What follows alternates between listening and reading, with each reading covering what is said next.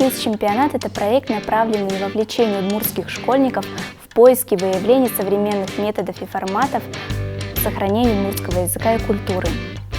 Поэтому в основе технологии социального проектирования, которые мы обучаем школьников и педагогов. Основными мероприятиями стали школьные выездные семинары для педагогов и школьников, вебинары и сам первый удмуртский кейс-чемпионат.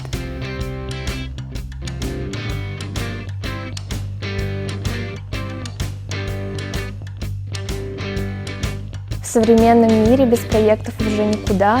Все что-то пытаются делать проекты. Вот, мне кажется, что это очень здорово, что придумали такое. Мне понравилось, как Арте проводила с нами разные игры. Она учила нас, как правильно действовать в различных проблемах и что вообще предпринимать. Помимо колоссального опыта, это развитие нашего региона и просто хорошее настроение для ребят.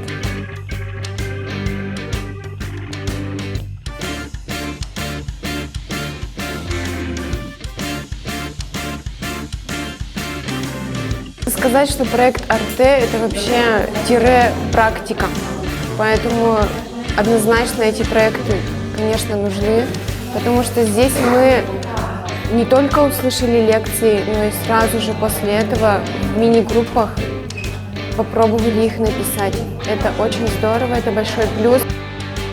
Пінтагульбем ужрав'йос, проєкт йоскаже бужана душатин одних, коли душати щаслино, то не від пані вон табірі проєкт йосвилим визині.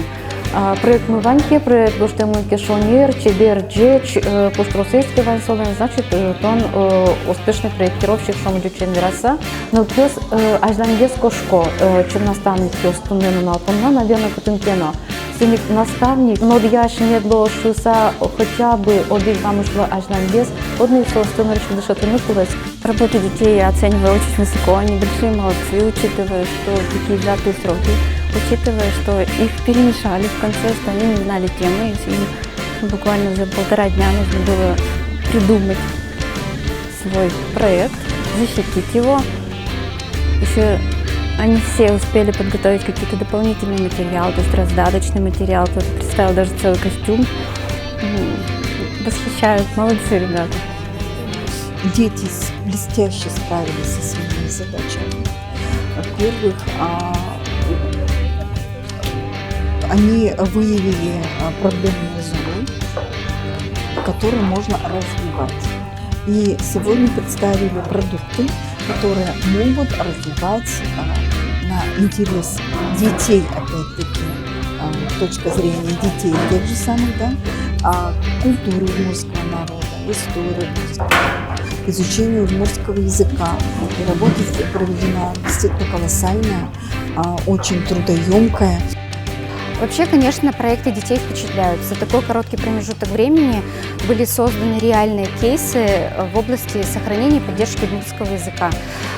Ребята создавали и печатные издания, и турмаршруты, и видеоролики, интернет-рубрики, и даже настольные игры.